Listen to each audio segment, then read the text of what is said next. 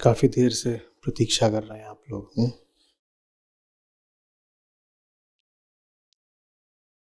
कुछ मुझे निकलने में देर हुई और कुछ 10 किलोमीटर का रास्ता 1 घंटे में तय हुआ है आज।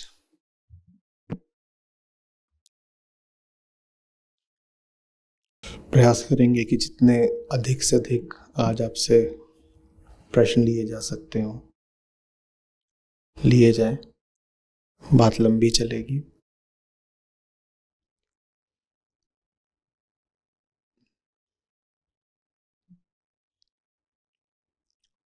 चार 5 साल बाद लखनऊ आना हुआ है, तो मनुष्य जन्म तो बिरथा खोए, राम नाम नहीं जाना।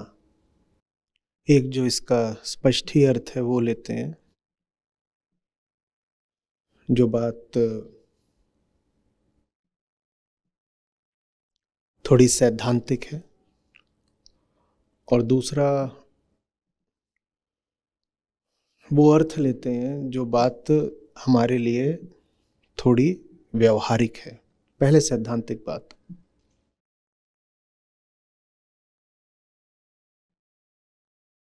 मनुष्य का जन्म निश्चित सी बात है कि अगर किसी उद्देश्य के लिए हुआ है तो वो उद्देश्य ये नहीं है कि समय काट दो, क्योंकि उद्देश्य में हमेशा कोई संघर्ष, कोई विपरीतता शामिल होती है। अगर बस आयु पूरी करना माने समय काटना ही जीवन का उद्देश्य होता तो आयु तो स्वयमेव कट जाती है। वहां कोई विपरीतता, कोई संघर्ष तो है नहीं ना। आप पैदा हों और आप कोमा में चले जाएं और किसी वजह से कोमा 60-70 साल खिंच जाए तो भी आपकी आयु तो 60-70 साल कहलाएगी ना। और यही कहा जाएगा कि देखो 60-70 साल जी गए।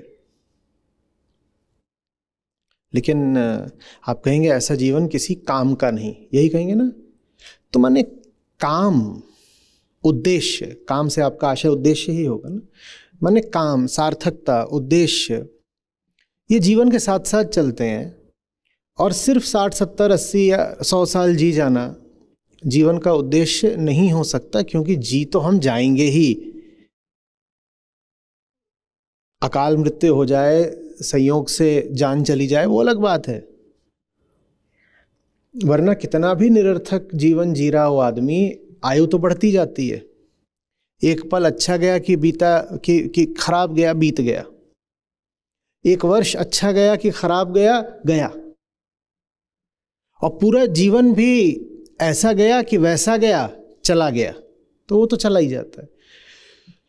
तो सिर्फ जीते जाना ही जीवन का उद्देश्य नहीं हो सकता। जीवन का उद्देश्य कुछ और होगा, निश्चित रूप से होगा। तो क्या है जीवन का उद्देश्य? इसी बात से पूरा जो दर्शन शास्त्र है उलझता रहा है। कह सकते हैं कि दुनिया भर के सारे दर्शन का चिंतन, मनन, विचार का यही विषय रहा है। जीवन क्या है और क्यों है। जीवन क्या है और क्यों है। और क्यों में क्या आ जाता है? अर्थ, मीनिंग, उद्देश्य, पर्पस। फिर वेदांत उसी को और थोड़ा पीछे ले जाता है और मूल में ले जाता है और फिर पूछता है जीवन किसको है, माने जीव कौन है। जीवन किसको है, कौन है जो जीवित कहा जाता है, माने जीव कौन है। तो जीवन का उद्देश्य होना चाहिए, अन्यथा हम जीवित ही नहीं है। सिर्फ उम्र काटना जीवन नहीं कहला सकता। तो क्या है जीवन का उद्देश्य? बहुत दूर दूर तक लोगों ने इस पर विचार करा। ब्रह्मांड में जितनी आगे तक जा सकते थे वहां चले गए और सोचा कि कहीं कोई हमें बनाने वाली सत्ता बैठी होगी, उससे पूछ करके आते हैं। जो हमारे बनाने वाली सत्ता है वो ज़रूर हमसे दूर कहीं किसी अन्य लोक में निवास करती है, उससे पूछ के आते हैं कि हे कृपा निधान, हे ईश्वर, तुमने हमको क्यों बनाया। तो एक दिशा वो रही विचार की कि जिसने बनाया है उससे ही पूछ लो कि तुमने क्यों बनाया, क्योंकि बनाई गई वस्तु, रचित वस्तु का उद्देश्य तो रचयिता ही निर्धारित करता है। तो जिसने बनाया है वही उद्देश्य भी निर्धारित करे, तो जाके उसी से पूछा। तो एक तो विचार की दिशा ये रही कि ईश्वर ने हमें क्यों रचा है।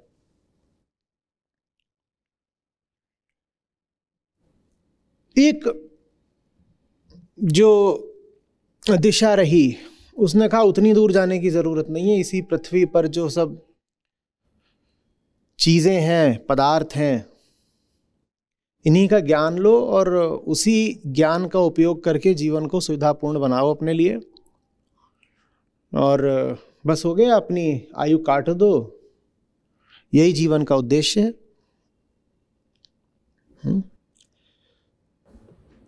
तो जो पहली दिशा थी वो विश्वास की बन गई, जो दूसरी दिशा थी वो विज्ञान की बन गई। वेदांत की दिशा तीसरी है, विवेक की। जब मैं विज्ञान कह रहा हूं तो उससे मेरा आशय ये जिसको साइंस हम कहते हैं आम भाषा में, उससे है। अन्यथा विज्ञान का अध्यात्म में दूसरा अर्थ होता है। उदाहरण के लिए बौद्ध मत में विज्ञानवाद चलता है, वहाँ पर विज्ञान से आशय होता है चेतना। इसी तरह से उपनिषद जब पंचकोशों की बात करते हैं तो उसमें विज्ञानमय कोश आता है, वहाँ भी विज्ञान से आशय साइंस नहीं होता है, कुछ और अर्थ होता है। अभी जब मैं विज्ञान कह रहा हूँ तो उससे क्या आशय है, ये जितना भौतिक जगत है स्थूल, जो कुछ हमें प्रतीत होता है, दिखाई देते हैं विषय, उन विषयों को जानने का प्रयास, मैं उसको विज्ञान कह रहा हूँ। तो एक दिशा हो गई विश्वास की कि बस विश्वास कर लो कि कहीं कोई ईश्वर है जिसने हमें रचा है, तो जीवन का उद्देश्य बस उसी ईश्वर की आराधना है। और उसी ईश्वर ने अगर हमें कोई संदेश भेज दिया हो, कोई निर्देश दे दिया हो, कोई ऊपर से ग्रंथ उतरा हो, तो तुम उस ग्रंथ को पढ़ लो। उसी ग्रंथ में लिखा होगा कि तुम्हें जीवन किस तरह से बिताना है।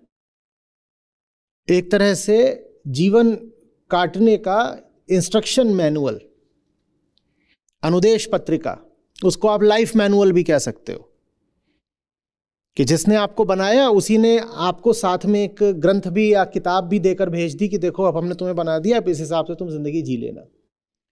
अब इन बातों में विश्वास भरपूर है पर विवेक नहीं है।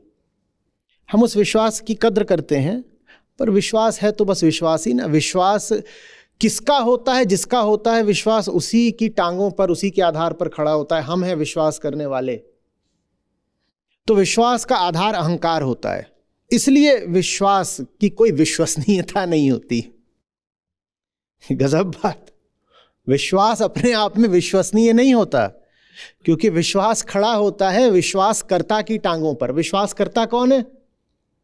विश्वास करने वाला, विश्वासकर्ता, द बिलीवर, वो कौन है? वो तो हम ही है ना। और हम अपनी सुविधाओं के अनुसार, रुचियों के अनुसार, मान्यताओं के अनुसार विश्वास करते चलते हैं। आप जिन बातों पर विश्वास करते हैं, आपका पड़ोसी दूसरी बातों पर करता है।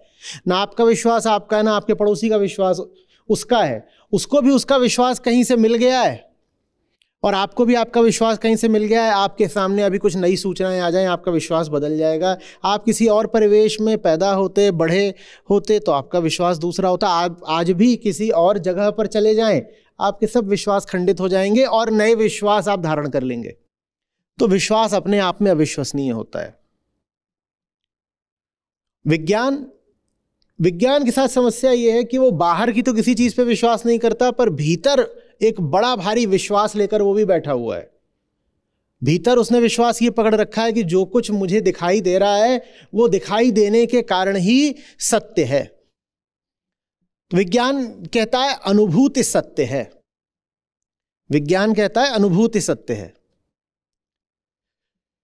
तो विज्ञान मान्यता को तो खारिज कर देता है, पर अनुभव को स्वीकार कर लेता है। फंस गए, मामला फंस गया। तो वेदांत फिर हमें 3 तल के सत्य देता है, जिसमें से अब 3 सत्य तो हो नहीं सकते, तो 2 असत्य हैं, एक ही सत्य है, पर उनको तीनों को सत्य कहा जाता है इस अर्थ में कि लोग उन तीनों को ही सत्य मान लेते हैं चेतना की अपनी यात्रा के अलग अलग पड़ावों पर। तो जो सबसे नीचे आता है वो होता है विश्वास। वेदांत कहता है सबसे निचले तल का सत्य है विश्वास, उसको कहते हैं प्रातिभासिक सत्य। वो सबसे निचले तल का है, वो कल्पना है, तुमने कल्पना कर ली और अपनी कल्पना पे यकीन कर बैठे, इसको कहते हैं प्रातिभासिक सत्य। यहां पर विश्वास चलता है। उससे ऊपर के तल पर आता है व्यवहारिक सत्य, ये विज्ञान का तल है। व्यवहारिक सत्य कहता है कि नहीं, कल्पना नहीं तथ्य, कल्पना नहीं तथ्य, कल्पनाओं पर नहीं चलेंगे, तथ्यों को जांचेंगे परखेंगे, ये विज्ञान का क्षेत्र है। विज्ञान प्रयोग करता है, विश्वास तो प्रयोग भी नहीं करता। विश्वास के क्षेत्र में आपने कोई प्रयोग होते देखा है? कोई नहीं। और विज्ञान बिना प्रयोग के कुछ स्वीकार नहीं करेगा। विज्ञान कहेगा ऐसे ही कहने से थोड़ी होता है।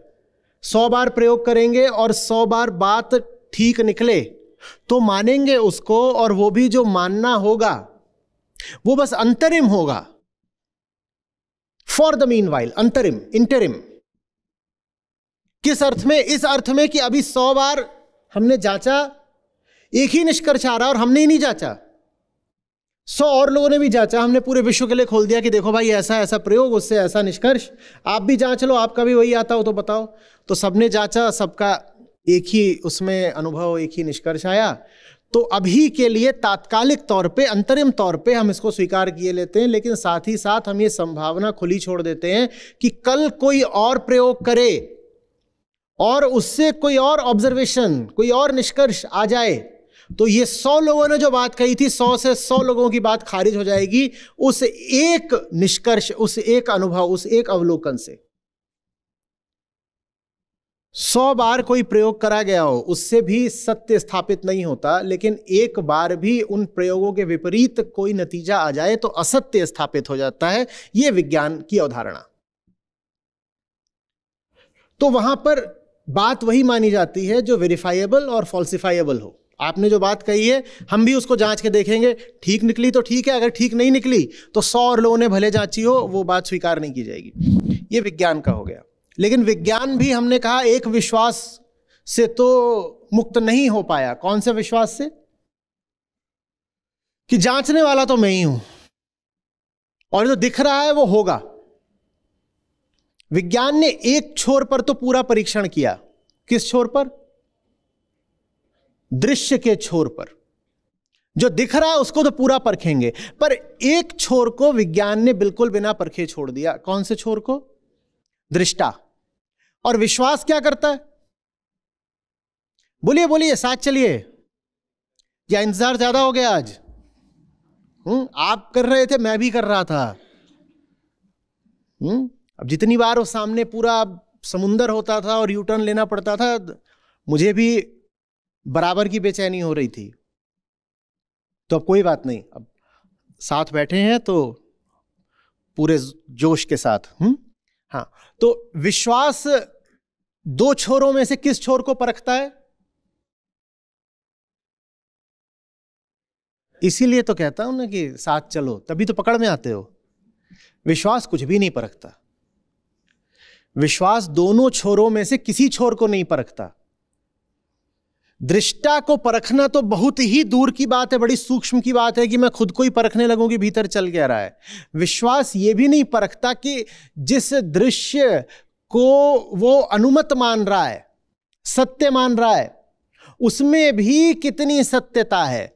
विश्वास क्या करता है? बस मान लेता है। क्यों मान लिया? 2 बातें, डर और आलस, और कुछ भी नहीं। लिख लो, विश्वास के आधार पर ये बैठे होते हैं, डर और आलस। डर ये कि नहीं मानेंगे तो थप्पड़ पड़ेगा, और आलस ये कि अगर सचमुच स्वयं ही व्यक्तिगत रूप से, निजी रूप से खोजने निकले तो इतना श्रम कौन करे। पहले ही लोगों ने कहा कि उन्होंने खोजबीन करके सब निष्कर्ष बता दिया है, जो पका पकाया मिल गया खा लो, खुद मेहनत कौन करे। विश्वास के मूल में क्या बैठा? डर और आलस। डर और आलस, ठीक है। तो विश्वास आधा तामसिक और आधा राजसिक, आधा तामसिक और आधा राजसिक। विश्वास का तामसिक पक्ष कौन सा है? आलस। विश्वास का राजसिक पक्ष कौन सा है? डर। आप जानते हैं डर तमसा में नहीं गिना जाता। जो पूरी तरह तामसिक होता है वो डरना छोड़ देता है। कोई आदमी गजब नशे में हो, उसको डरा के दिखाओ, वो डरेगा नहीं, वो रोड रोलर के सामने खड़ा हो जाएगा तो चींटी की तरह मसल दूंगा। किसी आदमी को डराना भी हो ना तो जरूरी है कि उसमें जरा सा तो होश हो कम से कम। कोई आदमी पूरा ही बेहोश हो फिर वो डरना छोड़ देता है। आपने देखा है जब जानवरों की लड़ाई कराई जाती है तो लड़ाई कराने से पहले क्या किया जाता है? हाँ, उनको ताड़ी, शराब, कुछ नशा कराया जाता है। अब उन्हें डर नहीं लगता, डर भी नहीं लगता, दर्द भी नहीं होता। जब नशा बहुत हो जाता है तो शरीर, मन के साथ साथ शरीर भी संवेदना शून्य हो जाता है, चोट लगती है, दर्द कम पता चलता है। तो डर का संबंध राजसिकता से है, आलस का संबंध तामसिकता से है। डर में ये दोनों बैठे होते हैं कि हम तो कुछ नहीं जानना, स्वयं को जानना दूर की बात है, सामने क्या है मुझे वो भी नहीं जानना। मुझे किसी ने बता दिया ना कि ऐसा ऐसा होता है, अरे भैया उसने बता दिया, तुम इंसान हो कि नहीं? कुछ सवाल पूछे, कुछ जांच करी। किसी ने बोल दिया फलानी जगह ऐसा लिखा है, तुमने खुद कभी वो किताब, वो ग्रंथ, वो स्रोत खोल कर देखा? कुछ नहीं करना है, कुछ भी नहीं। आलस, न श्रम न शौर्य, इसको कहते हैं विश्वास। न श्रम न शौर्य।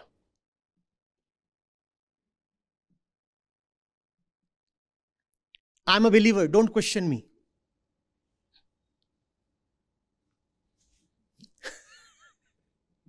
सवाल मत उठाना, बहुत डर लगता है। किसी ने सवाल उठा दिया तो जवाब है ही नहीं हमारे पास, तो जब कोई सवाल उठा दे तो आक्रामक हो जाते हैं हम। देखो कुछ पूछना मत, जवाब हो तो कभी कहेंगे कि देखो कुछ पूछना मत, जवाब है ही नहीं, क्या जवाब दोगे? जवाब के नाम पर बस एक शब्द है, विश्वास। ये तो हमारे विश्वास की बात है ना, ये तो हमारे विश्वास की बात है ना। आदमी हो, मशीन हो, जानवर हो, क्या हो कि किसी ने प्रोग्रामिंग कर दी और उसी पे चल रहे हो? पूछोगे नहीं कि दिमाग में क्या डाल दिया गया है, कहां से आ रहा है, स्रोत क्या, सच्चाई क्या? ये विश्वास। विज्ञान कहता है नहीं नहीं नहीं, जानना है जानना है, विश्वास पे नहीं चलेगा। विज्ञान विश्वास को कहता है अंधविश्वास है, सुपरस्टिशन है, ये ठीक बात नहीं है। हमें क्या करना होगा? हम तो जानेंगे। तो विज्ञान जानने निकल पड़ता है, बड़ी जोर से दौड़ता है, किधर को? बाहर को। और बड़ा अच्छा काम करा है विज्ञान ने कि जानने की शुरुआत तो करी।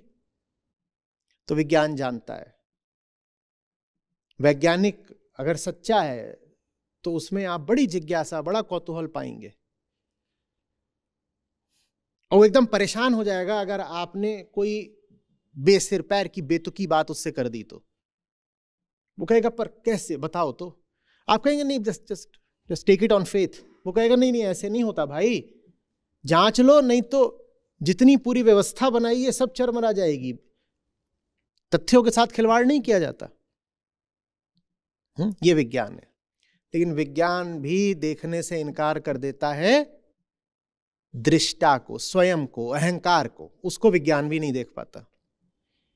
लेकिन विज्ञान का हम पे बड़ा उपकार है कि उसने हमें कम से कम दृश्य को जांचना परखना सिखाया। न सिखाया होता तो अभी हम आपस में बात नहीं कर रहे होते। समझ में आ रही है बात? ये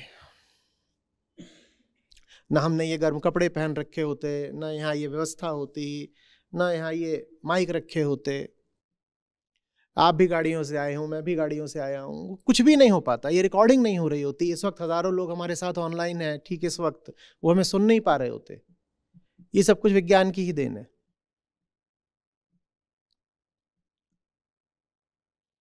समझ में आ रही बात? तो विज्ञान ने बड़ा अच्छा करा, लेकिन विज्ञान भी विश्वास में फंस गया।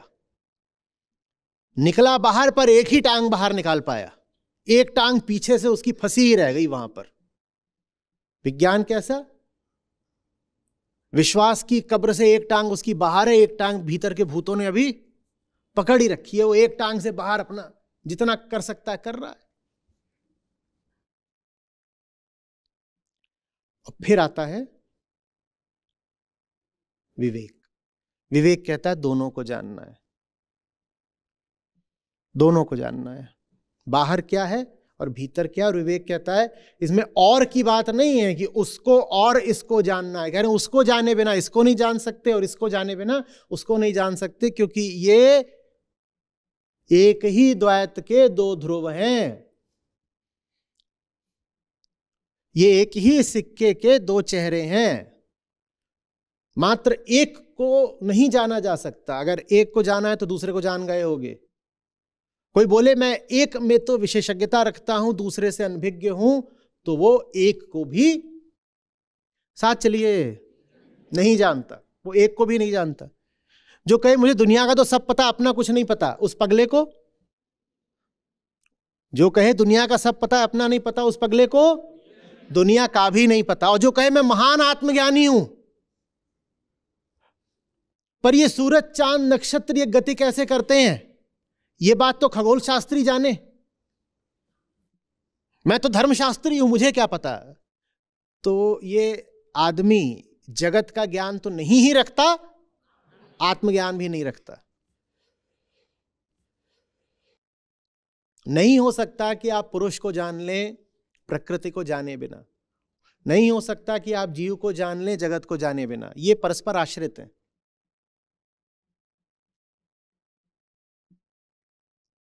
आ रही बात?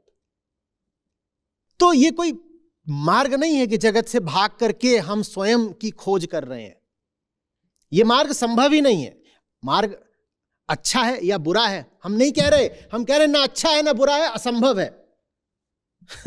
कोई अगर कह रहा है कि मैं दुनिया से भागा हुआ हूं और मैं एकांत साधना करता हूं, मैं स्वयं की खोज कर रहा हूं, यह आदमी नैतिक रूप से या सैद्धांतिक रूप से सही गलत अच्छा बुरा क्या कर रहा है हमें उसमें पढ़ना नहीं। हम इतना कहना चाहते हैं साहब आप जो कर रहे हैं वैसे हो ही नहीं सकता।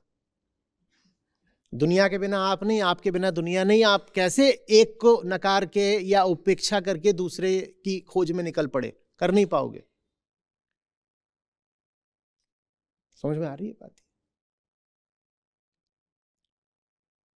इसी तरह से बाहर की खोज भी बहुत आगे नहीं बढ़ पाती, वो अटक जाती है या कि बहुत खतरनाक इलाकों की ओर मुड़ जाती है अगर भीतर का कुछ पता नहीं होता। मैं अटकने और गलत मोड़ लेने दोनों के आपको उदाहरण दे देता हूं।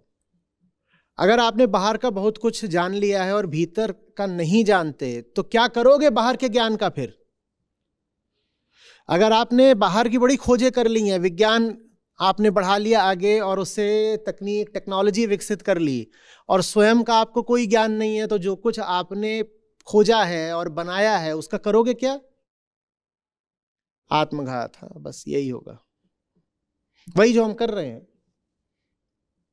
वही जो हम कर रहे हैं।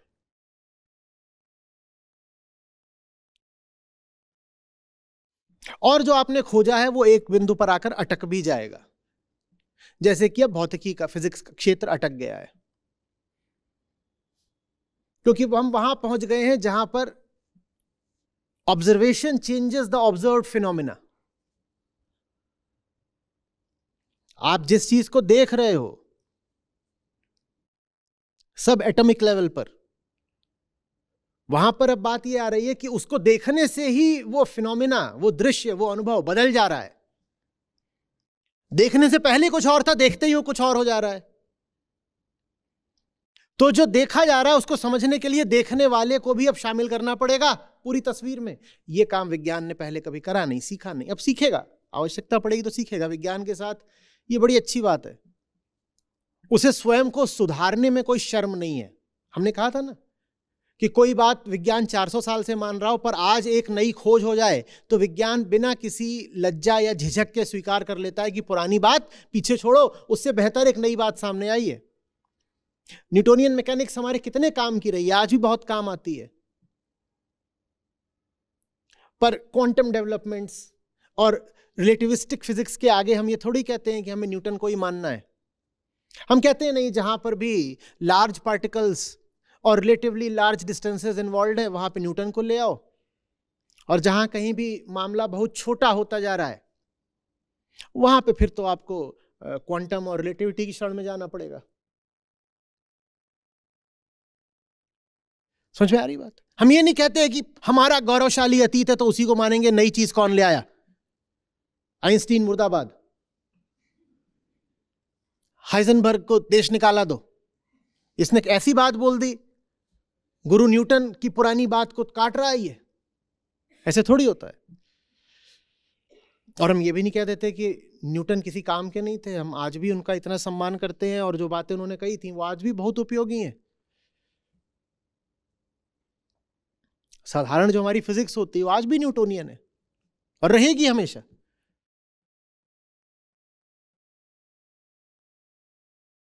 समझ में आ रही बात है? तो विज्ञान को अब ऑब्जर्वर की ओर मुड़ना पड़ रहा है कि ये देखने वाला कौन है ये तो बताओ। और विज्ञान माने सिर्फ फिजिक्स तो होता नहीं, कॉन्शियसनेस स्टडीज विज्ञान का धीरे धीरे करके एक महत्वपूर्ण हिस्सा बन के सामने आई है। न्यूरोसाइंस भी, चेतना क्या होती है इसको भी अब विज्ञान ही समझने की दिशा में आगे बढ़ रहा है। पारंपरिक रूप से अध्यात्म का विषय रहा है, लेकिन विज्ञान समझना चाह रहा है कि कॉन्शियसनेस क्या है, ब्रेन से उसका क्या ताल्लुक है। और जब आप वो समझना चाहोगे तो ये आई कहां से उठता है, आपको इसकी खोज करनी पड़ेगी। माने आप दृष्टा की खोज में लग गए ना। समझ में आ रही? अब विवेक क्या है? विवेक कहता है जो एक चीज छूटी जा रही थी उसको छूटने नहीं देना है। विश्वास दोनों ही सिरों को छोड़ रहा था, विज्ञान एक सिरे को छोड़ रहा था, विवेक कहता है एक भी सिरा नहीं छोड़ना है। तो विवेक एकदम एक नई चीज लेके आता है, मैं कौन हूं। ये मैं किस चिड़िया का नाम है, कहां से आ जाती है? खोजने वाला ही मैं है। ये मैं आता कहां से है, कैसे इस देह को लगातार संचालित करता है, इस मैं के इर्द गिर्द ये मन नाम का क्षेत्र क्या होता है, ये विवेक का विषय है। और जैसे ये विषय आता है वैसे ही ये प्रश्न फिर खड़ा हो जाता है कि जन्मा कौन, अतः जीवन किस लिए है, जिससे आज के सत्र की हमने शुरुआत करी है। कि जन्म क्या सिर्फ समय गुजारने को हुआ है? जिन्होंने भी ये पूछा और थोड़ा गंभीरता से पूछा, उन्हें ये भी पूछना पड़ा कि मैं हूं कौन जिसने जन्म लिया है। जो नहीं पूछ रहा मैं हूं कौन जिसने जन्म लिया है, वो विश्वासी होगा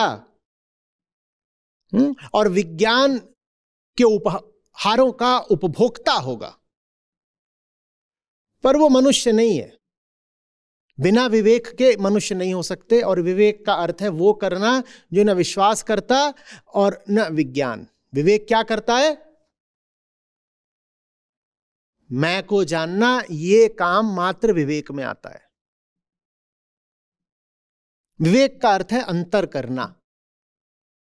अंतर करना किसमें अंतर करना? उसमें जिसको आप मैं समझ लेते हो और उसमें जो मैं वास्तव में है।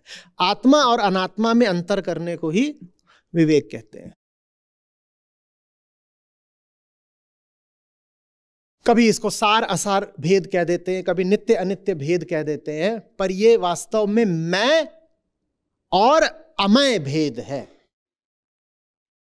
जिसको मैं बोले जा रहा हूं और जो मैं सचमुच है उसको ऐसे छन्नी में छान पाना, इसको विवेक कहते हैं। जो छान ले वही इंसान है, और जो छान लेगा वो अब स्थिति में आ जाएगा कि जानेगा कि जीवन है किस लिए।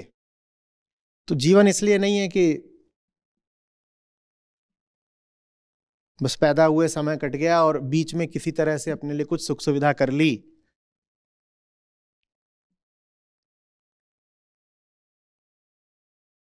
जीवन किस लिए है? बहुत रोचक प्रश्न है, और प्रश्न करने वालों ने कहा कि इसका उत्तर नहीं है, ये प्रश्न ही उत्तर है। अब इसको समझिए बहुत ध्यान से। उन्होंने कहा ये प्रश्न ही उत्तर है। बोले जीवन किस लिए है? लिखो प्रश्न, लिखिए प्रश्न, और प्रश्न के आगे कोलन लगाइए, लिखिए जीवन किस लिए है, और उत्तर में भी लिखिए जीवन किस लिए है।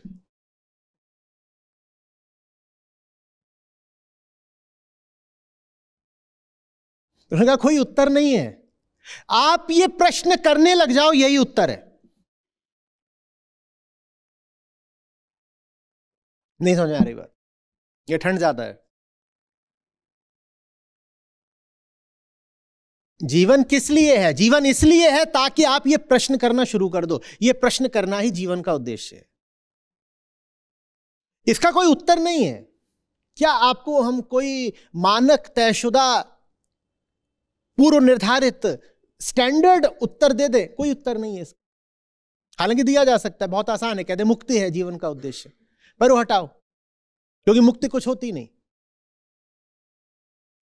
मुक्ति कोई न चाय है, न पानी है, न तौलिया है। क्या है मुक्ति? की मुक्ति जीवन का उद्देश्य ली और ऐसे अपने टोपे के अंदर डाल ली मुक्ति। तो मुक्ति तो कुछ है नहीं। जीवन किस लिए? जीवन इसलिए है ताकि आप में इतना विवेक जगे कि आप इस सवाल का सामना करने की हिम्मत दिखा पाओ कि जीवन किस लिए है। जो ये सवाल पूछने लग गया उसका जीवन सार्थक हो गया। तो जीवन की सार्थकता किसी उत्तर में नहीं, इस प्रश्न में निहित है। जीवन किस लिए है? जीवन है ताकि आप ये प्रश्न पूछो। उत्तर क्या आता है आप जानो। सबका जीवन अलग अलग है, अलग अलग घर में पैदा हुए, अलग परिस्थितियां, सब अलग है। किसी के रुपया कम, किसी के थोड़ा ज्यादा, कोई पुरुष कोई स्त्री पैदा हुआ है, धर्म अलग है, जाति अलग है, उम्र अलग है, जितनी चीजें अलग हो सकती थी सब तो अलग है। शिक्षा अलग है, मान्यताएं अलग हैं, कोई बीमार हो गया, कोई नहीं हुआ, जितने तरीके से किसी के साथ कोई दुर्घटना हो गई, और कोई कह रहा है कि अरे ये क्या हो गया, लॉटरी लग गई। सब अलग है, सब अलग है। ये प्रश्न लेकिन साझा रहना चाहिए। मैं हूं किस लिए? मैं हूं किस लिए? कब तक रहे ये प्रश्न? जब तक रह सकता हो ये प्रश्न। ये प्रश्न तब तक रहे जब तक प्रश्न करता रहे। आप हैं तो ये सवाल रहे। ये प्रश्न तभी मिटे जब आप मिट गए। उससे पहले नहीं ये प्रश्न थमना चाहिए। उससे पहले अगर ये प्रश्न थम गया तो प्रश्न नहीं थमा है। ये हुआ है कि आपने सवाल का गला घोंट दिया है। कि जैसे कोई सवाल पूछना चाहता हो और आप जाके उसके मुंह पर ऐसे हाथ रख दे कि तू सवाल नहीं पूछेगा।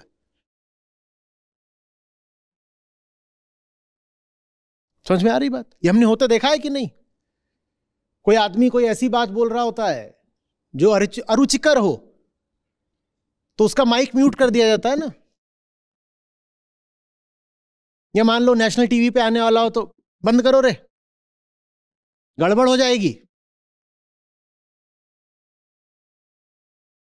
प्रश्नकर्ता का गला घोंटने की हमारी पुरानी परंपरा रही है, ताकि हमारे सड़े गले जवाब अनुपयोगी और घातक किसी तरह जिंदा रह सके।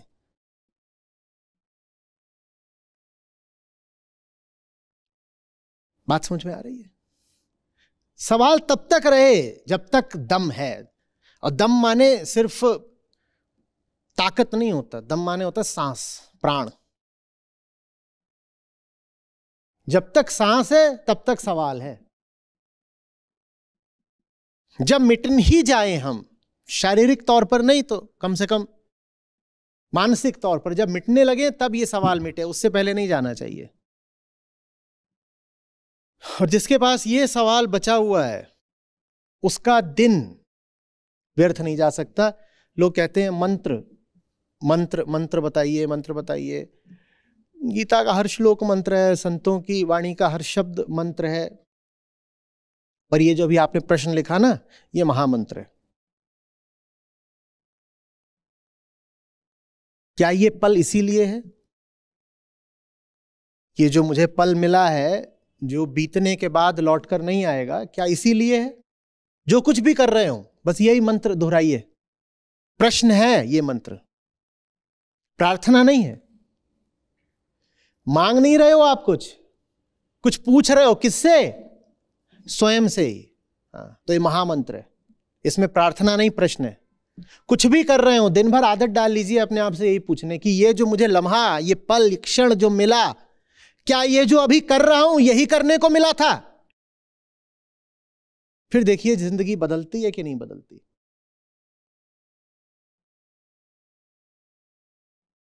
यही प्रश्न विवेक है। समझ में आ रही है बात? ठीक है। जीवन का उद्देश्य बताइए।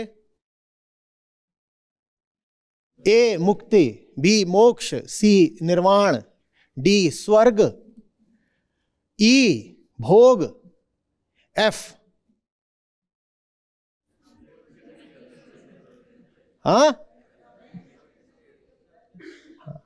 बस यही प्रश्न है, यही प्रश्न है। ये जो पल मिला है, अभी जो कुछ मैं कर रहा हूं, और करने में हाथ से ही करना नहीं आता। ज्यादा काम तो हम मन से करते हैं, हाथ से करने में तो ताकत लगती है ना, मेहनत। तो हम मन जीवी लोग हैं, हमारा सारा काम मन में चल रहा होता है। ऐसे बैठे हुए इतनी बड़ी तोंद निकाल के मन लगातार मेहनत कर रहा है। जिसको मेहनत करनी चाहिए वो कभी मेहनत नहीं करता। बाजू है, ये कभी नहीं मेहनत करते। और खोपड़ा जिसको शांत रहना चाहिए, कि शरीर कितनी भी मेहनत कर रहा हो ये शांत बैठा हो, ये कभी शांत नहीं बैठता, ये लगातार मेहनत में लगा होता है। और ये जिसको मेहनत करनी चाहिए, मेहनत सारी यहां चलती रहती है। तो ये मैं जो भी कुछ कर रहा हूं, चाहे कर से और चाहे सर से। कर माने क्या होता है? तो चाहे कर से चाहे सर से, ये जो भी कुछ कर रहा हूं, क्या ये पल मुझे यही करने को मिला था? ये प्रश्न रहेगा तो बचे रहेंगे। यही है जीवन का उद्देश्य। ये प्रश्न आपको आपके बंधनों के साथ चैन नहीं लेने देगा। ये प्रश्न आपको आपकी कमजोरियों के साथ, बुजदिली के साथ, झूठे समर्पणों के साथ चैन नहीं लेने देगा। आप कहीं ऐसी जगह सर झुका रहे होंगे जहां आपको झुकाना नहीं चाहिए। आप ऐसी जगह चुप बैठे होंगे जहां आपको शंखनाद करना चाहिए। ये सवाल ना आपको झुकने देगा ना चुप रहने देगा। ऐसे नहीं, आएगा, मौका आएगा, बस गर्म रखिए। आएगा। स्पष्ट हो रही है बात?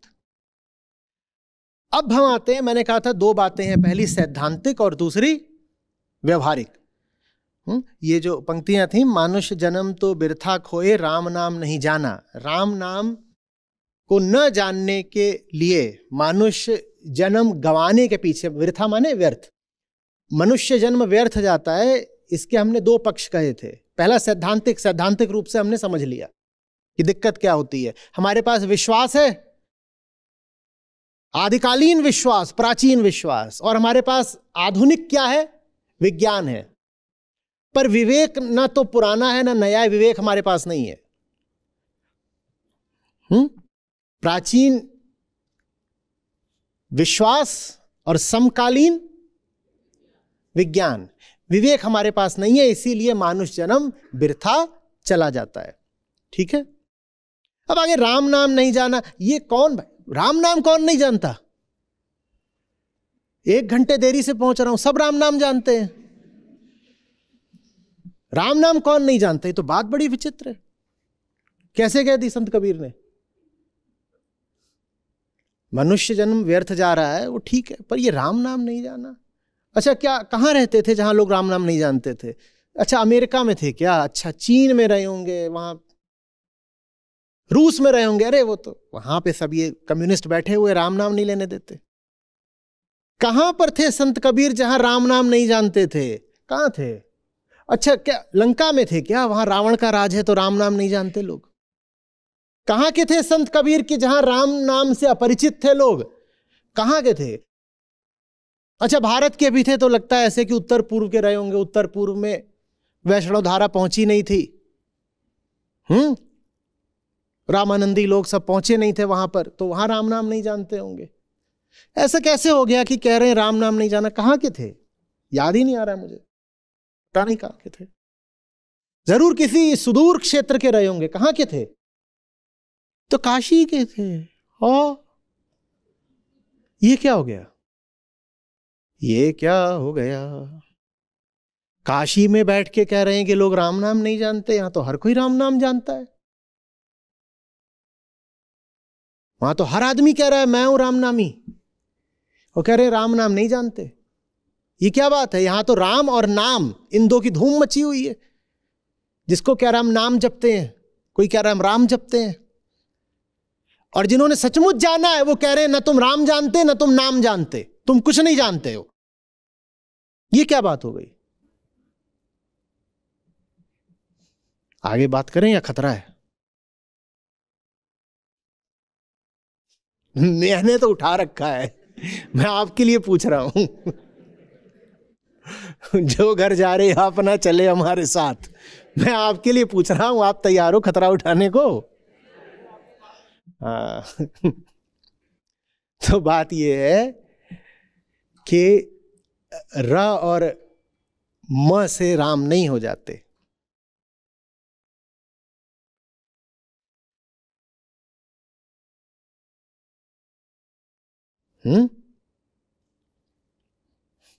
एक बार पूछा किसी ने साहब से कि अहंकार का विपरीत क्या है? बोले रंकार। बोले रंकार क्या होता है? बोले रोम रोम में राम है, राम राम रंकार। बोले जब हर सांस में राम हो तो उसको कहते हैं रंकार। रोम रोम में राम, रंकार।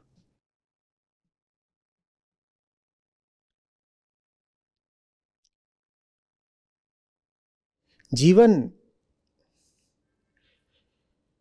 में उसका उतरना जिसके राम प्रतीक और प्रतिनिधि हैं, वो है राम को जानना।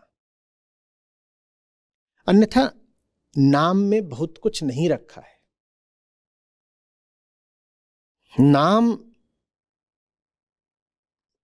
साधन भी हो सकता है और बहुत भारी अवरोध भी हो सकता है। नाम पकड़ करके हमें यह गुमान हो सकता है कि हमें कुछ मिल गया। नाम तो इस मग की तरह होता है, इसमें अमृत भी उड़ेला जा सकता है और विष भी।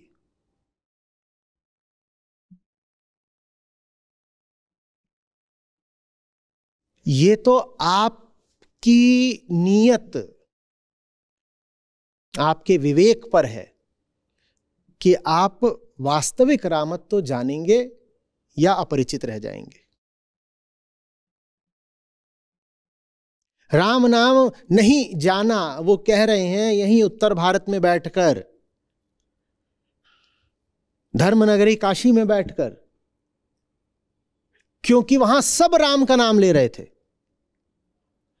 सब राम का नाम ले रहे थे। और उन्होंने कहा जितने राम का नाम ले रहे हैं कोई नहीं राम से कोई रिश्ता रखता। अहंकार है इनके पास, रंकार नहीं है।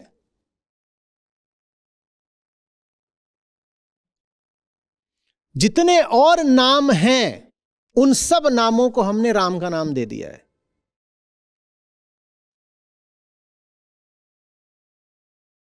इसलिए हम राम नाम नहीं जानते। आप इस बात को भीतर उतरने दीजिए। कैसे हो सकता है कि 14वीं 15वीं शताब्दी की काशी में बैठ करके संत कबीर कह रहे हैं राम नाम नहीं जाना? ये बात तो बड़ी अटपटी नहीं लग रही आपको? इसको आप ऐसे भी कह सकते हो कि नाम नाम भर जाना। नाम ही नाम जानते हैं, नाम के भीतर क्या है उससे जानबूझ करके अपने आप को अपरिचित रखा है। क्योंकि उससे अगर परिचय हो गया तो अहंकार को छुपने की जगह नहीं मिलेगी।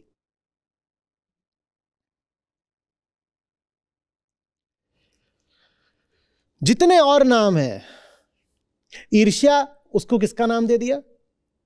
राम का। कह दिया ना ना ना, ये हमारी ईर्ष्या थोड़ी है। अविवेक, उसको किसका नाम दे दिया? राम का। कह दिया ना, ये अविवेक थोड़ी है, ये हमारी राम भक्ति है। उन्माद, किसका नाम दे दिया? अंधविश्वास, किसका नाम दे दिया? तो राम नाम नहीं जाना, कह रहे हैं हमारे संतजन।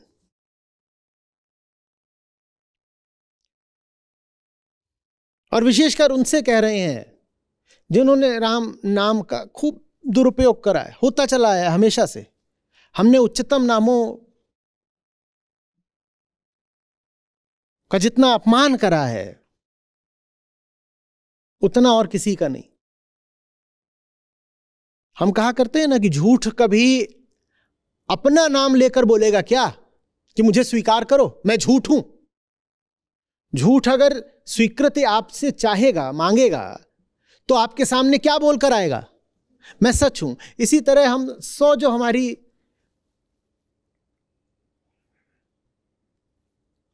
खोटे होती हैं, विकार होते हैं, वृत्तियां होती हैं, इनको हम धर्म के नाम पर, अध्यात्म के नाम पर, ज्ञान, भक्ति, निष्ठा आदि के नाम पर चलाते रहते हैं। मैं बोल दूं कि फलानी बात मेरा विकार है और इसलिए मैं अपनी बात पर चलता हूं, तो मैंने कह दिया मैं अपने विकार पे चलता हूं। ये बात तो सामाजिक रूप से, नैतिक रूप से लज्जास्पद हो जाएगी ना। तो मैं कभी नहीं कहूंगा कि मैं अपने विकार पर चल रहा हूं। मैं कहूंगा वो मेरा विकार नहीं है, मेरा विश्वास है, और मैं अगर अपने विश्वास का पालन कर रहा हूं तो कोई मुझे कैसे रोक सकता है?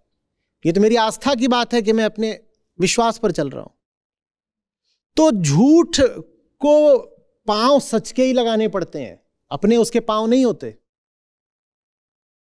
जो भी आपके मन में है वो किसी तरीके से समाज को क्या, स्वयं आपको भी सम्माननीय लगे और स्वीकृत लगे, अनुमत लगे, इसके लिए जरूरी है कि उसे कोई ऊंचा नाम दे दिया जाए। तो हम मोह को, ममता को, पाशविक भावना को प्रेम का नाम दे देते हैं। देते हैं कि नहीं देते? जलन को प्रतिस्पर्धा का नाम दे देते हैं। देते हैं कि नहीं देते? अंधी कामना को महत्वाकांक्षा का नाम दे देते हैं। देते कि नहीं?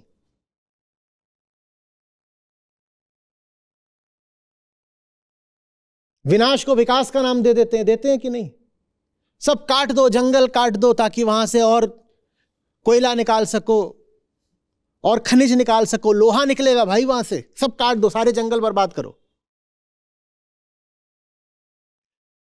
हम खुलेआम कह दें कि हम विनाश करने जा रहे हैं, ये कर पाएंगे? पर हम ये कर लेते हैं जब हम कहते हैं कि साहब हम विकास करने जा रहे हैं। तो विकास के नाम पर फिर कुछ भी हो सकता है।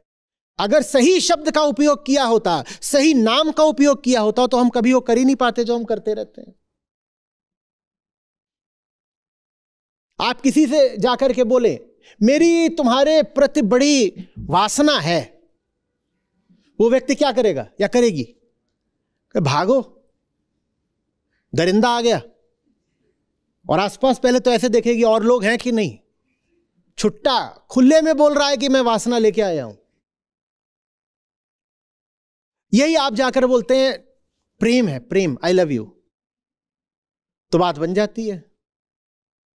तो विषय जो भी हो उसको ऊंचा नाम देना बड़ा जरूरी होता है, नहीं तो बात नहीं बनती।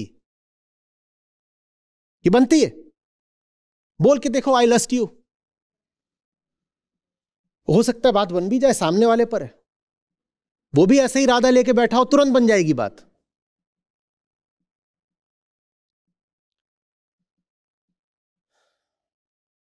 आ रही बात समझ में? राम नाम नहीं जाना माने बाकी सब नामों को राम का नाम उड़ा दिया है। पता नहीं कौन कौन से दूषित नाम है और उनके ऊपर चादर किसकी डाल दी? राम नामी चादर डाल दी है। न जाने कौन कौन से दूषित विषय हैं, विकार हैं, घोर पुरानी पाशविक वृत्तियां हैं, उनके ऊपर पीतांबरी रामनामी डाल दी है। ये है राम नाम नहीं जाना। इसका अर्थ ये नहीं है कि राम RAM इससे लोग परिचित नहीं है, इससे तो सदा से परिचित हैं। भारत वाले क्या, विदेश वाले भी परिचित हैं। दुनिया का कोई भी जागरूक पढ़ा लिखा आदमी नहीं होगा दुनिया के किसी भी देश में, द्वीप में, जिसको आप कहें राम और वो जानता ना हो। सब जानते हैं, नहीं फर्क पड़ता कि वो हिंदू है कि नहीं है, या भारत से उसका कोई रिश्ता है कि नहीं है। आप दुनिया किसी देश में चले जाएं, आप वहां राम बोलें, हो ही नहीं सकता कि उस व्यक्ति को राम का नाम भी ना पता हो। तो राम नाम नहीं जाना, फिर ये बात किस पे लागू होती है? किसी पर भी नहीं, सभी जानते हैं राम नाम। तो मर्म कोई नहीं जानता, न जानना चाहता। वास्तव में न जानना कोई बड़ी भूल नहीं होती है, क्योंकि हम तो पैदा ही होते हैं न जानते हुए। अज्ञान ही तो जन्म लेता है ना। तो न जानना कैसे कोई बहुत भयानक भूल, खता हो सकती है कि अरे इसको फांसी दे दो, ये जानता नहीं है? कुछ नहीं। कौन जानता है? जानते होते तो पैदा काहे को होते? जानबूझकर न जानना ये होता है अपराध। जानते हुए भी न जानना ये होता है अपराध। कोई मिल भी जाए जनवाने वाला तो उससे मुंह चुराना ये होता है अपराध। किसी तरह जिंदगी जबरदस्ती ज्ञान दे भी दे तो उस ज्ञान का तिरस्कार करना, उस ज्ञान को जीवन नहीं बनाना, यह होता है अपराध। न जानना अपने आप में अपराध नहीं है। न जानना अगर अपराध है भी तो वो अपराध आपने नहीं करा है, प्रकृति ने करा है। काहे को उसने हमको घोर अज्ञान में पैदा करा। छोटे बच्चे को जब देखिएगा थोड़ी देर के लिए भूल जाएगा कि क्यूट है, फिर आपको दया भी आएगी और डर भी लगेगा। थोड़ी देर के लिए अपनी भावनाओं को अलग करके उसको देखिएगा, वो बैठा हुआ है, क्यूटनेस फैक्टर हटाइए, फिर देखिए क्या होता है।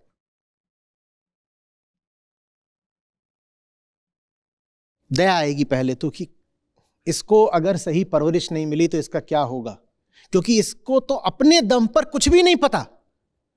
कितनी आवश्यकता है कि इसको सही शिक्षा और सही लालन पालन मिले। दया आएगी। और डर क्या लगेगा कि अगर इसको ऐसे ही छोड़ दिया तो ये कैसा दरिंदा बनेगा। बच्चे को बिना शिक्षा के छोड़ दीजिए, फिर देखिए वो क्या बन के निकलता है।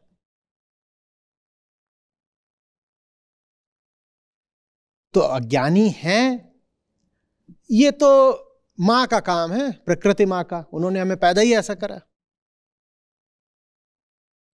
ज्ञान की हजारों साल की श्रृंखला लगी है हमें वहां तक लाने में, जहां हमारे पास अब बाहर का भी कुछ ज्ञान उपलब्ध है और भीतर का भी। हम लाभ उठाएं ना उठाएं अलग बात है, पर उपलब्ध है। कम से कम पुस्तकालयों में उपलब्ध है, इंटरनेट पर उपलब्ध है। हम नहीं लेना चाहें अलग बात। हजारों साल लगे यहां तक आने में। हम इतने दुर्बल पैदा होते हैं, हमसे बेहतर तो पशु पैदा होते हैं। क्यों? क्योंकि वो अज्ञानी ही पैदा होते हैं और उन्हें अज्ञानी ही रहना है, अज्ञानी ही मरना है। तो उनके साथ फिर कोई विशेष दुर्भाग्य या हैंडीकैप नहीं जुड़ा हुआ है। वो जैसा पैदा हुआ है उसको वैसा ही रहना भी है, तो उसको कोई लंबी चौड़ी यात्रा नहीं करनी है। वो एक तरीके से अपनी मंजिल पर ही पैदा हुआ है। मनुष्य अपनी मंजिल पर नहीं पैदा हुआ। मनुष्य को मंजिल तक ले जाता है कौन? राम का नाम। राम का नाम। और इसीलिए आप पाते हैं कि थोड़ा वाल्मीकि रामायण में और विशेषकर रामचरितमानस में विवेक शब्द पर बहुत जोर है। चलिए, आपका आज का काम हो गया। मानस में विवेक का जहां जहां उल्लेख आया है, तो मानस से अन्यत्र भी जहां कहीं भी दोहे चौपाइयां कम से कम 5-5 ढूंढ करके कम्युनिटी पर डालिए। विवेक का अर्थ ही है अंतर कर पाना। किसमें अंतर कर पाना? वो जो सचमुच राम है और वो जो राम बनकर बैठे हैं। रावण सीता को कैसे हर ले गया? रावण बन के? क्या बन के? एक काम और करना है, वो प्रसंग ढूंढ के लाइएगा। अब वो प्रसंग है, प्रसंग कह रहे हैं हम बस, वो प्रसंग है जहां पर कोई आता है स्वयं राम का वेश धारण करके। रामायण का प्रसंग है। तो रावण को साधु बनना पड़ता है और राक्षस को राम का वेश रखना पड़ता है। यहां तक कि मारीच को भी क्या बनना पड़ता है? अब यह भी लिखिएगा कि क्या बनना पड़ा था। स्वर्ण मृग। समझ में आ रही बात? जो आप हो वही बन करके आओगे तो अहंकार का हित तो उसको पता ही नहीं अपना, अहंकार का भोग नहीं सधेगा।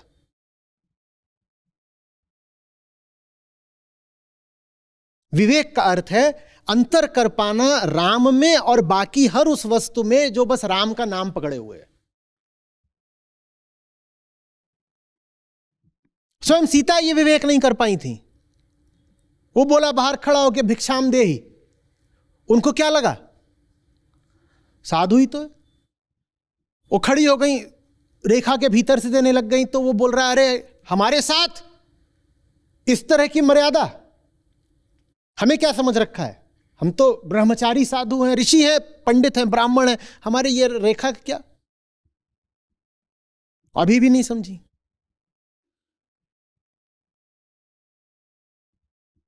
लक्ष्मण कुछ कह करके गए थे, भुला दिया।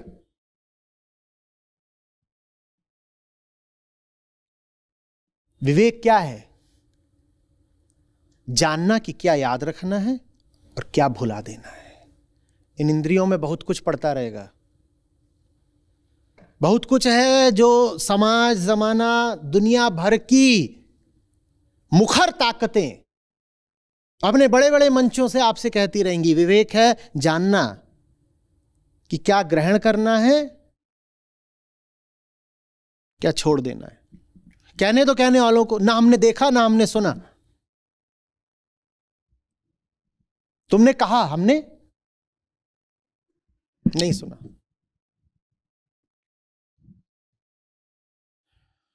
तो राम और विवेक ही एक साथ चलते हैं। राम नाम हम इसीलिए नहीं जान पाते क्योंकि जहां राम नहीं है हमें वहां लगता है राम है, और जहां राम सब कुछ है, सचमुच है, उस जगह को हमने पीठ दिखा रखी है। कहां है राम सचमुच? कल मैंने बात करी थी मुक्तिका उपनिषद की, आप में से अधिकांश लोगों ने देखा नहीं है, सुना नहीं है। राम कहां है? राम वेदांत में है। और मुक्तिका कोई यूं ही साधारण नहीं है उपनिषद, मुक्तिका ही बताता है कि कौन से उपनिषदों को मान्यता मिली हुई है। हम बार बार बोल देते हैं ना 11 प्रमुख उपनिषद हैं, 11 किसने तय किए? मुक्तिका नहीं तय करे हैं। फिर हम 108 की बात करते हैं, वो भी किसने तय करे हैं? मुक्तिका नहीं तय करे हैं। तो मुक्तिका इस मामले में बड़ा विशिष्ट उपनिषद है।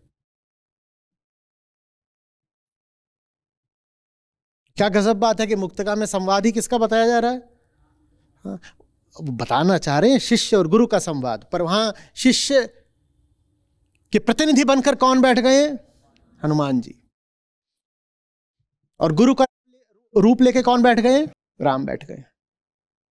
कह रहे मैं वेदांत में वास करता हूं, 7वां श्लोक आरंभ में ही, मैं वेदांत में वास करता हूं। तो विवेक का अर्थ है वेदांत की ओर जाना। अगर राम और जहां राम नहीं है, अराम में अंतर करना है, तो जहां राम है उस जगह का नाम वेदांत है, उधर को जाना ही विवेक है।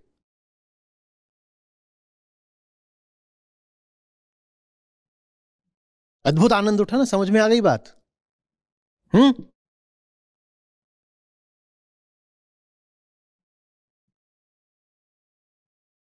अरे बात, बहक मत जाइएगा। दुनिया बाजार है, यहां हर कोई आपको कुछ ना कुछ बेचना चाहता है, क्योंकि हर व्यक्ति अपूर्णता का शिकार है। बेचने का अर्थ होता है जितना दूं उससे ज्यादा लूं। बेचने का अर्थ ही होता है कि इतना दिया और इतना लिया। हर व्यक्ति को इतना चाहिए, क्योंकि हर व्यक्ति अपने आप में क्या अनुभव कर रहा है? अपूर्ण। तो हर व्यक्ति और ज्यादा पाना चाहता है, इसलिए हर व्यक्ति बेचने का इच्छुक है। आप दुनिया में निकलोगे, हर आदमी आपको कुछ बेचना चाहता है। और ये मतलब नहीं कि बाजार में ही निकलोगे, घर में भी बैठे हो, चाहे स्कूल कॉलेज दफ्तर में हो, कहीं पर भी हो, व्यक्ति हो, बाजार हो, संस्थान हो, सब कुछ ना कुछ आपको बेचना चाहते हैं, माने आपसे कुछ पाना चाहते हैं। और जब आपको कोई कुछ बेचना चाहता है तो हमेशा यही बोलेगा कि मेरा माल खरा है, दूसरे शब्दों में मेरा माल राम का है। पर राम वेदांत बस में है। बाकी दुनिया में जहां कहीं भी आपको खूब ढिंढोरा पिटता सुनाई दे रहा हो, इधर आओ इधर आओ, खरा माल इधर है, सच्चाई की दुकान इधर है, सत्य और अध्यात्म और मुक्ति और भक्ति इधर है, और राम इधर है और कृष्ण इधर है, सतर्क हो जाइएगा। कोई दुकानदार है जो बोले कि मेरा माल खोटा, मुझ पे एहसान करो खरीद लो? मिला कोई? तो जो भी आपके पास आएगा यही बोल के आएगा कि मैं तो तुम्हारे पास सच्चाई और मुक्ति और भलाई ही लेकर आया हूं। अगर वो ये नहीं बोलेगा तो आप उसे अपने पास आने नहीं देंगे। पर आपके पास कोई सच्चाई मुक्ति भलाई ला नहीं सकता, क्योंकि हर आदमी अपूर्णता का शिकार है। जो खुद भूखा है वो क्या आपको रोटी देने आएगा? आ सकता है क्या? जिस व्यक्ति ने जीवन में स्वयं प्रेम नहीं जाना, वो कैसे आपको प्रेम प्रस्ताव दे रहा है? जो व्यक्ति स्वयं तमाम तरह की हीनताओं दुर्बलताओं का शिकार है, वो कैसे आपके जीवन को पूरा कर देगा? लेकिन वो कभी कहेगा नहीं कि मैं तुम्हारी ओर इसलिए आ रहा हूं क्योंकि मैं हीन हूं कि दुर्बल हूं। कोई दुकानदार नहीं कहेगा कि तुमसे पैसा चाहिए। कोई शख्स आपसे नहीं कहेगा कि मुझे तुमसे इज्जत चाहिए इसलिए तुम्हारी ओर आया हूं। व्यापारी नहीं कहेगा मेरा माल ले लो, और राजनेता नहीं कहेगा कि मुझे वोट दे दो। वो कहेंगे सब मेरा माल खरा है, मैं इसलिए तुम्हारी ओर आया हूं। कोई ये थोड़ी कहेगा कि मैं तुम्हारे पैसे या तुम्हारे वोट के लिए तुम्हारी तरफ आ रहा हूं, या तुमसे इज्जत पाने के लिए तुम्हारी तरफ आ रहा हूं, या तुम्हारा शरीर पाने के लिए तुम्हारी तरफ आ रहा हूं। सब आपकी ओर आएंगे किसका नाम लेके? जो ऊंचे से ऊंचा नाम हो सकता है वो लेके आपकी ओर आएंगे।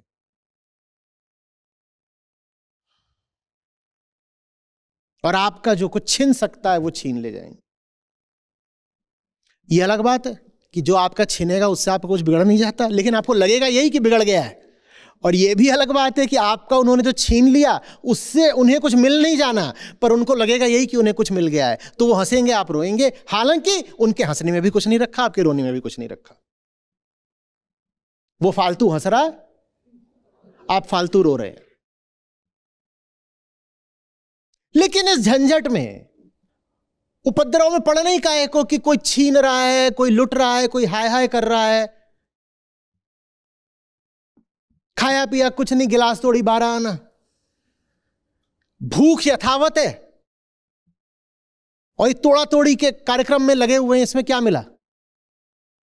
मिला आपको तो कुछ ही नहीं, उसको भी जो छीनने आया था मिला तो उसे भी कुछ नहीं।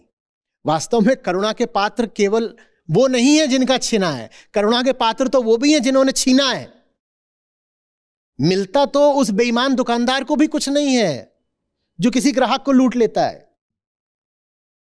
पर इतना जरूर होता है कि इस पूरी चीज में उम्र व्यर्थ चली जाती है। क्या बोल रहे हैं? मानुष जन्म तो व्यर्था खोए। दोनों को भले ही कुछ और न खोना पड़ा हो, पर समय तो दोनों ने खो दिया ना। मूर्खतापूर्ण काम था, पर लगा दिया ना हफ्ता भर उसमें। हफ्ते भर बाद पता चला कि साहब क्या लेके आए थे, क्या लेके जाना है, क्या खोना क्या कमाना है, चलो समझ में आ गया। जो भी समझ में आ गया उससे जो लौटा पाओगे वो एक जो हफ्ता बीत गया। तो मानुष जन्म तो व्यर्था खोए ना। समझ में कुछ आ रही है बात, या फिर से ठंडी लग गई?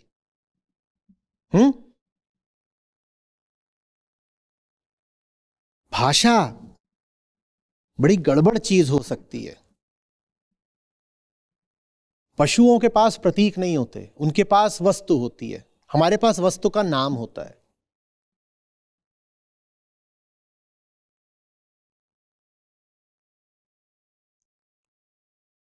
पशुओं में, पक्षियों में भाषा बड़े आरंभिक स्तर की होती है। हमारे पास बड़ी सुविकसित होती है, और जितनी सुविकसित भाषा होती है उतनी ही सुविकसित हमारी भ्रांतियां होती हैं। सुविकसित भाषा के कारण हम सुविकसित धोखे देते हैं। पशु भी एक दूसरे को धोखे देते हैं, पर बहुत लंबे चौड़े धोखे नहीं दे सकते वो।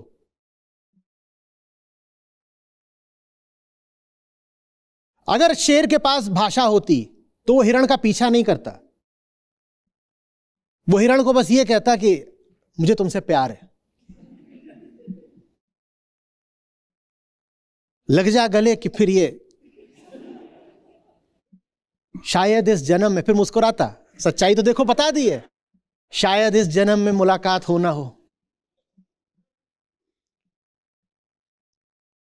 क्या जरूरत है शेर को हिरण का पीछा करने की, जब उसे कोई ऊंचा शब्द दे करके लुभाया और फंसाया जा सकता है। मनुष्य के पास भाषा है, इसीलिए मनुष्य के पास पशुओं जैसा बल नहीं, क्योंकि जरूरत नहीं। शब्द है ना, खड़े हो जाओ किसी बड़े मंच पे और बस फंस जाएंगे।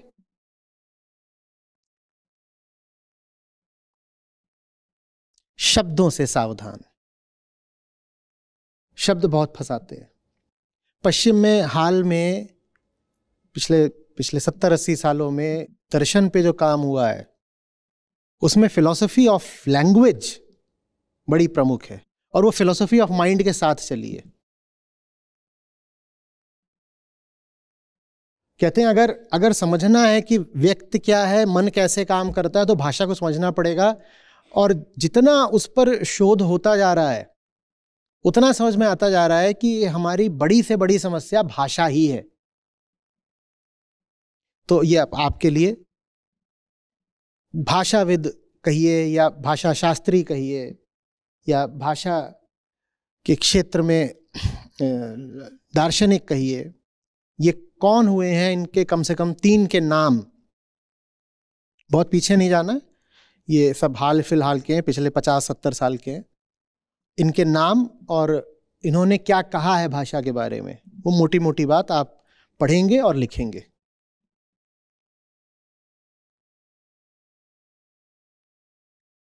एक जो काम भारत में भी हुआ था और विशेषकर अभी पाश्चात्य दर्शन में हो रहा है, वो ये है कि वो कह रहे हैं हमें मेटाफिजिक्स की बात नहीं करनी है। कह रहे हमें ऐसी कोई बात करनी ही नहीं है जो साक्ष्य और प्रमाण के द्वारा जांची न जा सकती हो।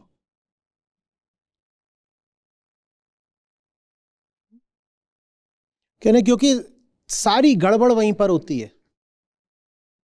मैं कहूं मग, तो आप समझ जाएंगे मग क्या है, क्योंकि मग जैसा कुछ होता है। पर अगर मैं कह दूं कुछ और बोलिएगा, जो जो जो मैं कह दूं सग या पग, अब पग भी कुछ होता है, सग पता नहीं कुछ होता होगा, सग ले लीजिए। तो सग किसी ऐसी चीज की ओर इशारा है जिसका न नाम न रूप, निर्गुण निराकार। तो होगी सग कोई बड़ी ऊंची बात, हो सकता है जिसने कहना चाहा उसने बड़े पाक साफ इरादे से, बड़े बड़े हितकर उद्देश्य से आपसे सग की बात करनी चाहिए, लेकिन उसने साथ ही साथ हमें बड़ा खतरा भी दे दिया ना। क्योंकि अब कोई भी व्यक्ति सग को उठा सकता है, मग का दुरुपयोग नहीं किया जा सकता। मैं आपसे बोलूं ये मग है, आप कहोगे भग पागल, वो तो खैर ये बोले बिना भी आप बोलते हो, लेकिन फिर आपको और सबूत मिल जाएगा कि ये पागल ही है पूरे, देखो इसको मग बोल रहे हैं। ठीक है, तो यहां झूठ बोलने की मेरी सामर्थ्य सीमित हो जाती है। मैं इसको मग बोलूं तो झूठ बोलने की मेरी सामर्थ्य सीमित है, मैं नहीं बोल पाऊंगा। कितना कुतर्क करूंगा ये साबित करने को कि यही मग है, हो नहीं पाएगा। मैं कहूंगा मग है तो आप कहेंगे ठीक से अब चाय भी इसी में देंगे तुम्हें, तुम्ही ने बोला मग है तो पियो। लेकिन सग, अब सग कुछ एब्स्ट्रैक्ट है, एब्स्ट्रैक्ट, आप फंस सकते हैं। मैंने कहा सग, और मैं सग के खूब आपको गीत गा गया। मैं नेकदिल आदमी था, मैं हितैषी था आपका, मैं सग के खूब आपको गीत गा गया। अब सग कुछ ऐसा तो है नहीं कि उसको जांचा जा सके, सग ऐसा तो कुछ है नहीं कि उसे जांचा जा सके। सग शब्द भर मिल गया आपको। अब क्या होगा सग का? जो व्यक्ति जिस प्रकार चाहेगा सग शब्द का दुरुपयोग करेगा। यह समस्या है, और यह दर्शन इस समस्या पे अभी काम कर रहा है कि आप जो बोलते हो उसका कुछ प्रिसाइज मीनिंग है क्या भाषा में? तो जो साधारण वाले भी शब्द हैं वहां भी पकड़ा जाता है कि उनका बहुत साफ, स्पष्ट, विशिष्ट, स्पेसिफिक अर्थ होना चाहिए। वहां भी कह रहे भाषा को बदलो ताकि उसमें इस प्रकार के धोखे की गुंजाइश ना रहे। और खासकर जो एब्स्ट्रैक्ट मेटाफिजिक्स है, जहां पारलौकिक बातें होती हैं, उनसे तो बहुत ही बचो, क्योंकि वहां क्या कहा जा रहा है, क्या सुना जा रहा है, कुछ भरोसा नहीं। और वहां फिर दुरुपयोग की संभावना लगभग 100%। समझ में आ रही बात ये? तो इसलिए महात्मा बुद्ध जैसों ने कहा हम बात ही नहीं करेंगे मेटाफिजिकल। हालांकि उनके बाद बौद्ध धारा में भी जबरदस्त एक मेटाफिजिकल है हम जुड़ा, और शायद उसी के कारण फिर वो ध्वस्त भी हुई। भारत में, दुनिया में तो फल फूल रही। लेकिन वही उनका कहना था। उनसे कोई कहता था मुझे बताओ तुम मृत्यु के बाद क्या है, वो कहते थे तेरी जिंदगी बर्बाद है, तू उसकी बात क्यों नहीं कर रहा? मौत की काहे को बात कर रहा है? तेरी जिंदगी मौत जैसी है। बोल रहे मुझे बात ही नहीं करनी एब्स्ट्रैक्ट मेटाफिजिकल, द बियॉन्ड। मुझे नहीं बात करनी कि पार क्या है, कि जीवन के अतीत क्या है, मुझे नहीं बात करनी, क्योंकि सारी गड़बड़ वहीं आ जाती है। मुझसे वो बात करो जो अभी सामने की है, जिसकी जांच पहचान हो सके, जो जो जो ऐसी बात हो, ये बात करो मुझसे बस, ताकि मैं भी तुम्हें धोखा ना दे पाऊं। मग की बात करो, सग की नहीं। मग पहली बात तुम्हारे काम का है, और दूसरी बात उसमें धोखा नहीं दिया जा सकता तुमको। तो जीवन की बात करो ना, जीवन जांचा परखा जा सकता है, जीवन का तुम्हें प्रतिपल अनुभव हो रहा है। तुम्हें दुख हटाने हैं तो भविष्य के किसी नर्क के काल्पनिक दुखों को हटाने की चेष्टा मत करो कि अरे कहीं मैं नर्क में चला गया, बड़ा दुख मिला तो क्या होगा। बोले तुम्हें नर्क में क्या दुख मिलेगा? तेरा जीवन अभी महानरक है।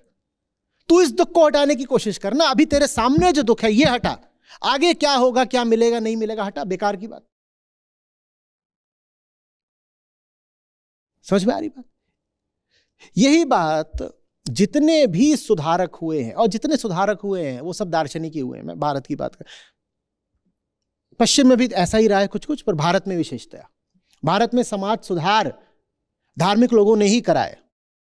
भारत में समाज सुधार और धर्म सुधार बिल्कुल एक बात रहे हैं कि समाज को सुधारना है तो समाज का धर्म सुधार दो, समाज का दर्शन सुधार दो, समाज अपने आप सुधर जाता।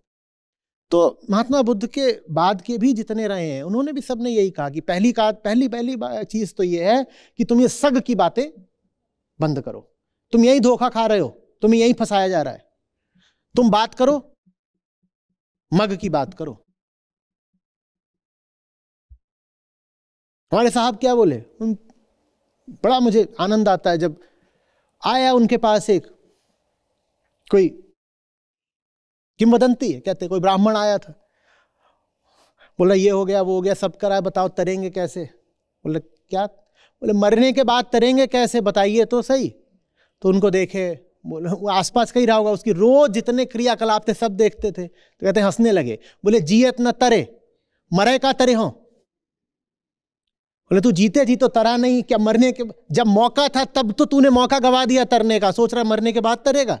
मरने के बाद कौन तरता है क्या जो बचेगा मरने के बाद की तरेगा? वो जो है वो अभी है। सग की बात मत कर। तेरा जीवन ये रहा, ये है तेरा जीवन। आज बता तुझे डर किस बात का है? आज बता तू किस चीज के भ्रम में पड़ा हुआ है? आज बता तेरा राग तेरा द्वेष किधर है? बता कहां जाकर के चित्त अटक गया है, आसक्तियां कहां हैं? ये बता ना, आज बता। इधर उधर की छोड़, एब्स्ट्रैक्शंस। और जब आप बात करते हो ना किसी ऐसे की जो जगत के बाहर का है, कोई ऐसा लोक, तो वो लोक तो आप बोल देते हो जगत के बाहर का है। जगत के बाहर है कि नहीं पता नहीं, आपके मन के बाहर का नहीं है, क्योंकि उसकी रचना किसने करी है? आपके मन नहीं करी है, तो कौन सा जगत के बाहर का लोग, तुम्हारा मानसिक है। जगत तो फिर भी ये रहा, जिन लोगों की तुम बात करते हो कि वो जगत के परे हैं, वो जगत के क्या परे होंगे, वो तो तुम्हारे खोपड़े के परे ही नहीं है। कहते वो बहुत सुदूर हैं, सुदूर नहीं है, वो अति निकट है, वो यहां है, खोपड़े में घुसे हुए हैं। जगत में तो फिर भी अमेरिका जाना हो तो फ्लाइट लेनी पड़ेगी। आप जिन लोगों की बात करते हो, ये लोग वो लोग, वहां जाने के लिए तो फ्लाइट भी नहीं लेनी पड़ती। अभी बैठे बैठे कल्पना करो वहां पहुंच जाओगे। सब मानसिक, काल्पनिक।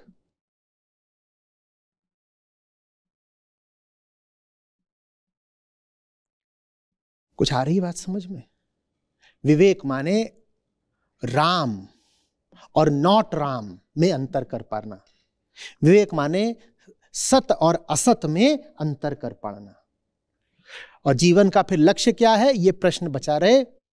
इसके एक संभावित उत्तर के तौर में उपनिषद हमसे कह देते हैं, असतो मा सद्गमय। यह जीवन का उद्देश्य है। असत में पैदा होते हैं और सत की ओर यात्रा चलती रहे, बस यही है। बस यही है। पर इसको उत्तर पकड़ के मत बैठ जाएगा। मुझे बड़ा बेचैनी हो जाती है जब किसी को उत्तर मिल जाते हैं। ईर्ष्या होती होगी शायद, क्योंकि मुझे नहीं मिले ना आज तक। और मुझे बड़ा बंधुत्व प्रतीत होता है जब मुझे कोई प्रश्नकर्ता मिलता है, तो मेरे जैसा है, खासतौर पे कोई जवान आदमी मिले जिसके पास इतने सवाल हो कि बिल्कुल खोपड़ा उसका फिर गया हो। कहता हूं ये मैं ही हूं। यात्रा पे रहिए, कोई आपकी बेइज्जती नहीं होगी अगर आप कहें कि नहीं पहुंचे, नहीं जानते तो नहीं जानते। मैं भी क्या जानता हूं, अभी कुछ बताता हूं। उलझाने के अलावा कुछ किया मैंने आज तक? कोई आपको उत्तर दिया? आज भी प्रश्न के उत्तर में क्या दे दिया? हाय राम। और आप यहां बैठे हुए अभी तक, आप मुझसे मिलने आए हो, सुनने आए हो। आप में से कई लोग सैकड़ों मील से आए हो। काहे के लिए? कि आप सवाल पूछोगे, सवाल के उत्तर में मैं सवाल दे दूंगा। और मैंने इतनी भी मेहनत नहीं करी है कि सवाल के उत्तर में अगर सवाल दिया है दूसरा, तो कम से कम दूसरा सवाल दिया होता। वही सवाल कॉपी पेस्ट कर दिया, ये ला जवाब, ले जाओ। आप मुझे सुन रहे हो? क्यों सुन रहे हो? क्योंकि मेरे पास भले उत्तर ना हो, पर थोड़ी सी ईमानदारी है। जितना पता है उतना ही बताता हूं। एक चीज से मुझे थोड़ी नफरत सी रही है, बिना जाने बकना। जो चीज नहीं आती मत बोलो ना। जो भी मैंने एग्जामिनेशंस दिए जिंदगी में, मुझे बेहतर लगता था कि सवाल का जवाब नहीं पता तो छोड़ दो, आगे बढ़ो। और मुझे मेरे शिक्षकों ने भी यही सिखाया था हमेशा, जब जानते नहीं हो तो वहां समय क्यों बर्बाद कर रहे हो? इससे अच्छा उस प्रश्न पर समय लगाओ ना जहां कुछ पता है और जहां संभावना कुछ पाने की। जहां पता नहीं, वहां तुक्केबाजी कर रहे हो बैठ करके, क्यों समय खराब कर रहे हो? 2 घंटे का पेपर है। ऐसे ही रहिए, ठीक है? यात्री है। एक फिल्म आई थी हाईवे, करीब 10 साल पहले या 8 साल पहले। तो उसका एक दृश्य है, वो बड़ा पसंद है मुझे। क्या हो गया?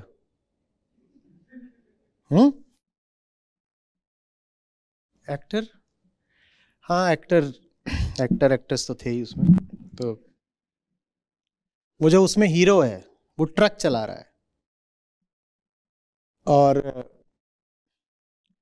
उसने किडनैपिंग ही करी है, जो उसमें नायिका है उसकी। तो उसके बगल में बैठी हुई है और वो उससे कह रही है कि तुम मुझे जहाँ से लेकर आ रहे हो वहाँ मुझे वापस जाना नहीं है। अभी अपहरण ही हुआ, इसको अपहरण नहीं बोलेंगे, बस हरण बोलेंगे, ठीक है? तो उसने उसको हर लिया है। वो किसी जिंदगी में थी, वो उसको वहाँ से किडनैप कर लाया है, हरण है बस। तो वो कहीं जा रहे हैं और वो ट्रक चला रहा है, बगल में बैठी है। वो बोलती है तुम मुझे जहाँ से लेकर आए हो मुझे वहाँ वापस जाना नहीं है, और तुम मुझे जहाँ लेकर जा रहे हो मुझे वहाँ पहुँचना भी नहीं है। बस मैं इतना चाहती हूँ कि ये सफ़र चलता रहे। मैं कहा ये बढ़िया बात, ये ठीक है। ड्राइविंग मुझे बहुत पसंद है, ये सफ़र चलता रहे। क्या पहुँचना? झूठ है पहुँचना, कौन पहुँचा है कहीं? पहुँचने की बात में ये मान्यता बैठी हुई है कि यात्री जैसी कोई चीज सचमुच होती है, और यात्रा करने वाला ही कौन है? अहंकार। तो हम क्या बोलें कि पहुंच गए कि क्या है? एक चीज है, अपना चल रही है, चलती रहे चलती रहे, उसका काम है चलते रहना।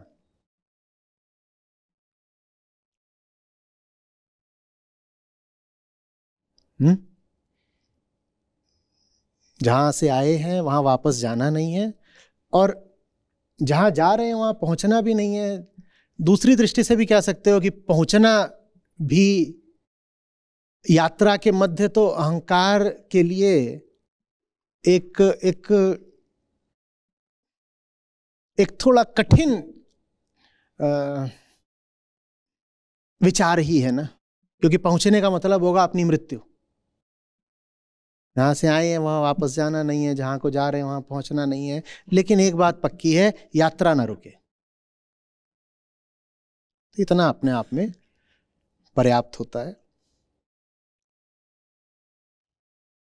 प्रश्न लगातार रहें, सीधे प्रश्न। विश्वास वाली स्थिति हम बहुत पीछे छोड़ आए हैं, और विज्ञान ने भी हमें अब बहुत कुछ दे दिया है। हमें नहीं भटकना पड़ता सुबह शाम आदि मानव की तरह कि खाएंगे क्या, कौन से पेड़ पे चढ़कर रात बिताएंगे, कौन सी गुफा में सोएंगे, कौन सा जंगली जानवर आज शिकार करने आ जाएगा हमारा। ये सब नहीं सोचना पड़ता ना। हम विज्ञान के आभारी हैं कि उसने हमको इतनी सहूलियत दे दी है, इतना अवकाश दे दिया है कि हमको पूरा दिन बस अपनी शारीरिक रक्षा में नहीं गुजारना पड़ता।